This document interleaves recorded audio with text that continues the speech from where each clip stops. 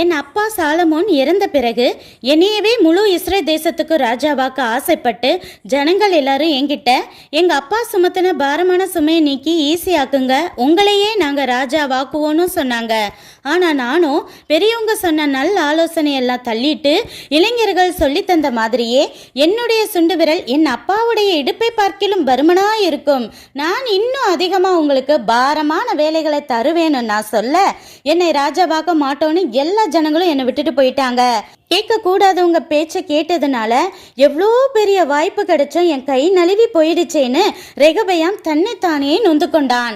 ரெகபயாமுடைய அசட்டை குணமும் இவங்க பேச்செல்லாம் நான் கேட்கணுமாங்கிற அகங்காரமும் சாலமோனி மீறுதலால் வந்த பாவசாப கட்டுகளுமே அவன் ராஜா ஆகிறதை கர்த்தரே தடை செய்தார்.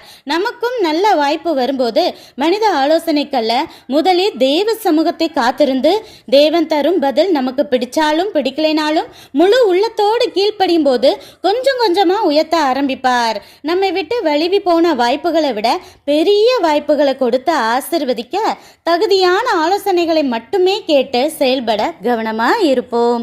நன்றி.